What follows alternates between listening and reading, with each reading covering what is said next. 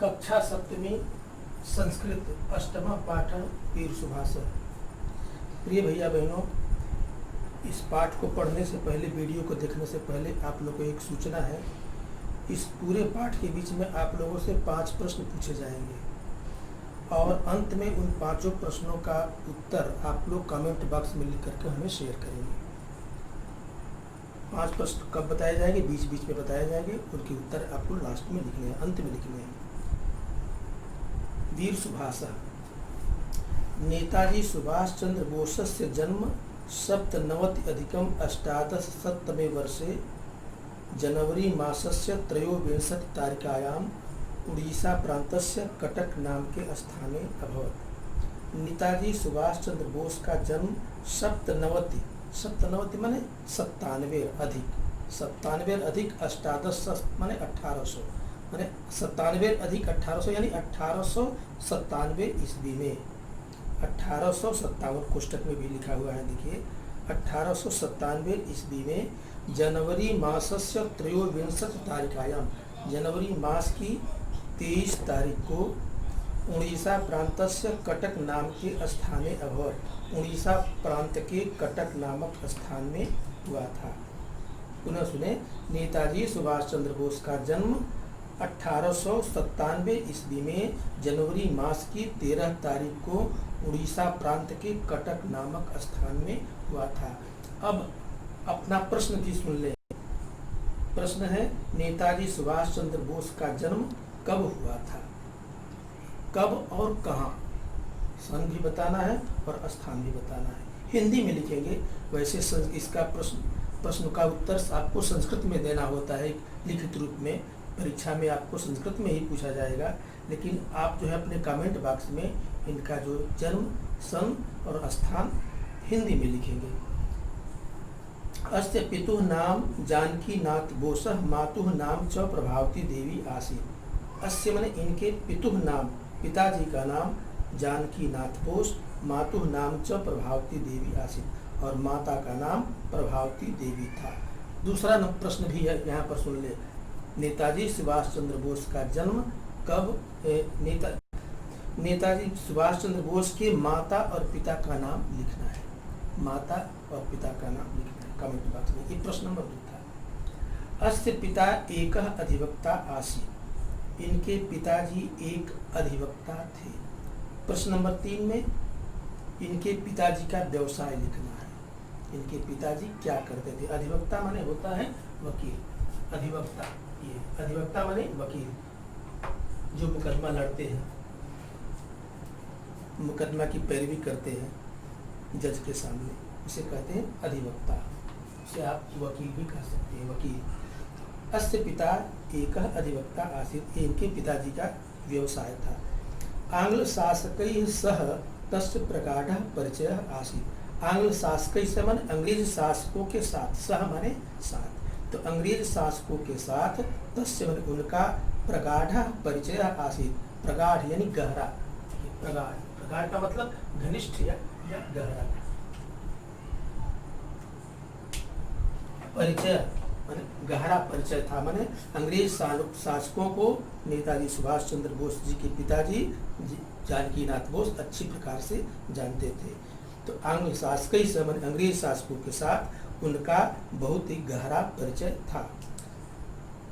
दूसरा पैराग्राफ। सुभाषस्य प्राथमिकी शिक्षा कटक नगरस्य एकस्मिन् आंग्ल विद्यालये अभवत्। सुभाषस्य प्राथमिकी शिक्षा, प्राथमिक शिक्षा कहते हैं प्राइमरी की शिक्षा, कक्षा 1 से 5वीं तक की शिक्षा को प्राथमिक शिक्षा कहते हैं। तो सुभाष की प्राथमिक शिक्षा, प्राइमरी की शिक्षा कटक नगर के एकस्मिन् माने एक आंग्ल विद्यालय, आंग्ल यानी अंग्रेज विद्यालय में हुई थी। आंग्ल विद्यालय माने अंग्रेजी विद्यालय, जहाँ पर अंग्रेजों के बच्चे ज़्यादा होते थे, संख्या में अधिक थे। तो उसी को लिख रहा है। तत्र आंग्ल छात्राणाम संख्या अधिका आसीत्। तत्र माने वहाँ, माने उस विद्यालय में, जो अंग्रेजी विद्यालय था, उसमें आंग्ल छात्राणाम संख्या माने अंग्रेज छात्रों की संख्या अधिक थी। तो उस जिस विद्यालय में वो पढ़ते थे, जिस प्राइमरी स्कूल में, वहाँ अंग्रेज छात्रों की संख्या अधिक थी। ते सर्वदा भारतीयानाम अपमानम कुर्वन्ति स्म। ते मनवे ये जो अंग्रेज छात्र थे इनके सहपाठी। सर्वदा, सर्वदा माने हमेशा, सर्वदा भारतीय नाम अपमानम कुर्वन्ति स्म, भारतीयों का अपमान करते थे। कुर्वन्ति माने करते हैं, ये वर्तमान का लट लकार में है और स्म लग जाने पर क्रिया भूतकाल की हो जाती है। कुर्वन्ति स्म यानी करते थे, कुर्वन्ति माने करते हैं, कुर्वन्ति स्म करते थे। तो वे हमेशा भारतीयों का अपमान करते थे। कौन? अंग्रेज छात्र। परम सह तेषां समक्षम कदापि न अनुमत, परम माने लेकिन, सह माने वह यानी सुभाष, तेषां समक्षम उनके सामने, कदापि न अनुमत माने कभी नहीं, अनुमत माने झुके, समक्षम माने सामने, तेषां समक्षम माने उनके सामने, अंग्रेज छात्रों के सामने, कदापि माने कभी भी, कदा धन अपि, कदा माने कभी, अपि माने भी, कदापि का संधि विच्छेद है। कदापि न अनुमत माने कभी नहीं झुके, यानी वह अंग्रेज छात्रों के सामने कभी नहीं झुके। सह कोलकाता नगरस्य प्रेसिडेंसी विद्यालयात् स्नातक परास्नातक परीक्षा द्वयं प्रथम श्रेण्याम् उत्तीर्णवान्। सह उन्होंने कोलकाता नगर के प्रेसिडेंसी विद्यालय से, कोलकाता नगर में एक अंग्रेजों का प्रसिद्ध विद्यालय था प्रेसिडेंसी विद्यालय, तो कोलकाता नगर के प्रेसिडेंसी विद्यालय से स्नातक और परास्नातक, स्नातक कहते हैं इंटर के बाद जो 3 वर्ष का कोर्स होता है उसे कहते हैं स्नातक, जैसे बीए, बीएससी, बीकॉम ये सब स्नातक में आता है, बीटेक। ऐसे ही परास्नातक में एमए, एमएससी, एमकॉम, एमएड या एमटेक इत्यादि परास्नातक कहलाता है। ये स्नातक के बाद 2 साल का, कभी कभी 3 साल का भी होता है, तो स्नातक के बाद परास्नातक। तो स्नातक यानी बीए और परास्नातक यानी एमए, ये दोनों परीक्षा, द्वयम माने दोनों परीक्षाएं, माने बीए और एमए की परीक्षाएं प्रथम श्रेणियां उत्तीर्णवान माने प्रथम श्रेणी में उत्तीर्ण की। तथा परम इसके बाद आईसी, देखिए उत्तीर्णवान, उत्तीर्णवान माने उत्तीर्ण हुए, उत्तीर्ण की। तो आईसीएस परीक्षा ये अंग्रेजों द्वारा आयोजित परीक्षा होती थी। इस परीक्षा को पास करने के बाद अंग्रेज लोग भारत में उसे उच्च अधिकारी के पद पर नियुक्त करते थे, जैसे डीएम वगैरह बन जाते थे, या किसी मिल फैक्ट्री कल कारखाने के जीएम, जनरल मैनेजर, महाप्रबंधक इत्यादि बनाए जाते थे। तो ये सर्वोच्च परीक्षा थी आईसीएस परीक्षा, जो अंग्रेजों द्वारा आयोजित होती थी। उस परीक्षा को इन्होंने प्रथम श्रेणी में उत्तीर्णवान माने उत्तीर्ण की, उत्तीर्ण हुए। तस्य पितुः इच्छा आसीत्, तस्य माने उनके पितुः माने पिताजी की इच्छा आसीत्, इच्छा थी, यत, यत माने की, सुभाषः उच्चाधिकारी भवतु, सुभाष उच्च अधिकारी बने। यानी कोई भी पिता चाहते हैं कि हमारा बालक पढ़ लिख करके अच्छी नौकरी करे, तो उनके पिताजी की भी इच्छा थी, इच्छा आसीत्, इच्छा थी, यत माने की, सुभाषः उच्चाधिकारी भवतु, सुभाष उच्च अधिकारी बने। परंतु, परम लेकिन, सुभाषः आंग्ल शासकै प्रस्तावितम उच्च पदम न स्वीकृतवान, लेकिन सुभाष ने अंग्रेज शासकों के द्वारा प्रस्तावित उच्च पद को स्वीकार नहीं किया। आईसीएस परीक्षा पास करने के बाद अंग्रेज शासकों ने उन्हें उच्च पद का प्रस्ताव दिया कि आप इस उच्च पद पर आसीन होइए, उच्च पद को स्वीकार करिए, हमारे अंग्रेजी सरकार में नौकरी करिए। लेकिन उन्होंने अंग्रेजों की नौकरी को, अंग्रेज सरकार के प्रस्ताव को स्वीकार नहीं किया। न स्वीकृतवान माने स्वीकार नहीं किया, न माने नहीं, स्वीकृतवान माने स्वीकार किया, यहाँ न लग जाएगा, न स्वीकृतवान स्वीकार नहीं किया। तस्य मनसि तु बाल्यकालात् एव आंग्ल शासका नाम प्रति घृणा भाव आसीत्। तस्य मनसि माने उनके मन में, मनसि माने मन में, तू माने तो, उनके मन में तो बाल्यकालात् एव माने बचपन से ही, बाल्यकाल माने बचपन, तो बाल्यकालात् बचपन से, एव माने ही, तो उनके मन में तो बचपन से ही आंग्ल शासका नाम प्रति, अंग्रेज शासकों के प्रति घृणा भाव आसीत् माने घृणा की भावना थी। माने सुभाष चंद्र बोस के मन में अंग्रेज शासकों के प्रति घृणा भाव बचपन से ही भरी हुई थी। प्रिंस ऑफ वेल्स नामक आंग्ल शासकः यदा भारते आगच्छत् तदा तस्य विरोध स्वरूपेण महान जनसम्मर्दः गृहात् बहिः अगच्छत्। प्रिंस ऑफ वेल्स नामक आंग्ल शासक माने अंग्रेज शासक, एक अंग्रेज शासक था जिसका नाम था प्रिंस ऑफ वेल्स। तो प्रिंस ऑफ वेल्स नामक आंग्ल शासक यदा, यदा माने जब, भारते आगच्छत, भारत में आया, शासन करने के लिए भारत में आया। तदा माने तब, तस्य विरोध स्वरूपेण, उसका विरोध के लिए, उसका विरोध करने के लिए महान जनसम्मर्द माने अधिक जनसम्मर्द लोगों की भीड़, यह जनसम्मर्द लोगों की भीड़, महान जनसम्मर्द माने अधिक लोगों की भीड़, गृहात बहि अगच्छत माने घर से बाहर आ गई, बहि, बहि माने बाहर, बहि, बहि यहाँ पर, गृहात बहि अगच्छत माने घर से बाहर हो गई, क्या घर से बाहर आ गई? लोगों की भीड़, प्रिंस ऑफ वेल्स नामक अंग्रेज शासक का विरोध करने के लिए। एक बार पुनः इस पंक्ति को सुनेंगे।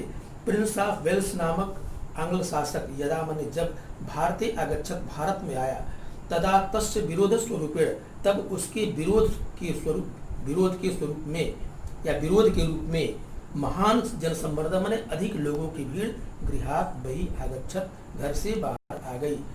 तस्य नेतृत्वम अपि सुभाष एवं अकरोत, उनका नेतृत्व भी सुभाष ने ही किया, उस भीड़ का नेतृत्व भी सुभाष ने ही किया। सह अनेक बारम कारागारम असेवत, उन्होंने अनेक बार जेल की सेवा की। कारागारे एव एकदा सह रुग्ण जाता, कारागारे एव माने कारागार में, कारागार का मतलब जेल, तो कारागारे एव माने जेल में ही, एकदा माने एक बार, एकदा एक बार, सह रुग्ण जाता, वह रुग्ण हो गए, रुग्ण माने बीमार, तो जेल में ही एक बार वह बीमार हो गए। उपचारार्थम सह गृहम प्रत्यागच्छत, उपचारार्थम माने उपचार के लिए, सह माने वह, गृहम प्रत्यागच्छत माने घर लौट आए। रुग्णावस्थायाम एवं माने रुग्णावस्था माने बीमारी की अवस्था में ही, सह वेश परिवर्तन कृत्वा, उन्होंने वेश बदलकर, वेश परिवर्तन कृत्वा माने वेश बदलकर, गृहात बहि अगच्छत माने घर से बाहर निकल आए, तो बीमारी की अवस्था में ही उन्होंने वेश परिवर्तन कर घर से बाहर निकल आए। जापान देशम गत्वा, जापान देश जाकर, सह उन्होंने आजाद हिंद फौज नामक सैन्य संगठनस्य नेतृत्व करोत, आजाद हिंद फौज नामक सैनिक संगठन का नेतृत्व किया। तो ये प्रश्न है, चौथा प्रश्न, जापान देश जाकर उन्होंने किस सैनिक संगठन का नेतृत्व किया? उस सैनिक संगठन का नाम आपको बताना है, इसका उत्तर मैं बताए दे रहा हूँ। उस सैनिक संगठन का नाम है आजाद हिंद फौज। तो ये कहाँ पर उन्होंने इसकी स्थापना की थी, उसका नेतृत्व किया था? जापान देश। तो जापान देश में जाकर उन्होंने आजाद हिंद फौज नामक सैनिक संगठन का नेतृत्व किया। प्रश्न को एक बार फिर से सुनेंगे। जापान देश जाकर सुभाष चंद्र बोस ने किस सैनिक संगठन का नेतृत्व किया? जापान देश जाकर सुभाष चंद्र बोस ने किस सैनिक संगठन का नेतृत्व किया? इसका उत्तर है आजाद हिंद फौज। और अंतिम प्रश्न है, देखिए उनका उद्घोष है, यूयम मह्यम स्वकीयम रुधिरम प्रयच्छत। यूयम, यूयम माने तुम लोग, मह्यम माने मुझे, स्वकीयम माने अपना, रुधिरम, रुधिर माने खून, प्रयच्छत माने दो, तुम सब लोग मुझे अपना खून दो। अहम युष्मभ्यम स्वतंत्रता प्रत्यर्पयिष्यामि, अहम माने मैं, युष्मभ्यम तुम लोगों को, स्वतंत्रता प्रत्यर्पयिष्यामि आज़ादी अर्पित करूंगा, आज़ादी दूंगा। यानी तुम सब मुझे अपना खून दो और इसके बदले मैं तुम सबको आज़ादी दूंगा। इति तस्य उद्घोषः आसीत्, यह उनका उद्घोष था। तो अंतिम और पांचवा प्रश्न जो आपको कमेंट बॉक्स में लिखना है कि नेताजी सुभाष चंद्र बोस का उद्घोष क्या था? तुम सब मुझे अपना खून दो और मैं तुम सबको आज़ादी दूंगा, यह उनका उद्घोष था। तो एक बार पुनः इस पंक्ति को देखेंगे, यूयम मह्यम स्वकीयम रुधिरम प्रयच्छत, तुम सब मुझे अपना खून दो, अहम युष्मभ्यम स्वतंत्रता प्रत्यर्पयिष्यामि, मैं तुमको स्वतंत्रता दूंगा, आज़ादी दूंगा। इति तस्य उद्घोषः आसीत्, यह उनका उद्घोष था, यह उनका नारा था। आगे के कार्य में इसका अभ्यास कार्य PDF के द्वारा आपको भेजा जाएगा, लेकिन कमेंट आप लोग को तुरंत करना है।